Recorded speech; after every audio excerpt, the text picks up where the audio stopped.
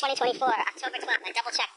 That's not the point. Pay attention. It's 8:13 a.m. I'm walking ravioli in my Trinity Court, like I usually do around this time, and I walk past the loop, and I see a woman in sweatpants heading towards her garage.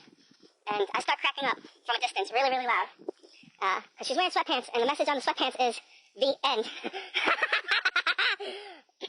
Left butt cheek says the, or the, but I say the in this case. Sounds more official. And right butt cheek says end. And it's on her ass. So I start cracking up hysterically, and she turns around, and she sees me in the distance with my dog, and I wave. And I felt obligated to tell her why I was laughing so hard at seemingly nothing at 8 o'clock in the morning. And I said, listen, this is Ravioli. And she said, oh, I remember his name, but I know I met you before. I don't remember yours. I said, that's okay. And I said, well, I just want to I felt conflicted about telling you this because, well, let me say, just for clarification, I'm gay, so I wasn't looking at your ass in a sexual way. I was looking at it because it says the end on your end. And she said, well, that was the point. I was like, yeah, I know, but if I didn't clarify all that ahead of time, it may not have gone over so well. And she said, no, I get it.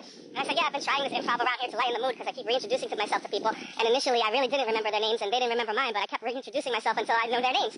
And she said her name was Shannon, and I don't think I met a Shannon before, but she remembered Ravioli. Because I probably introduced Ravioli, but I didn't tell her my name. And if I did, it's okay if she didn't remember it. So I said, are you into improv? And she said, well, no, but I'm in theater. And she said, oh, well, I'm moving. She points to my garage. And she points to another garage just across from where I passed. There's another apartment on the other side that looks just like it. Because all the townhouses look exactly the same here. I said, why are you moving from one apartment to the other? And she said, because there's a crying baby and it's driving me crazy all the time.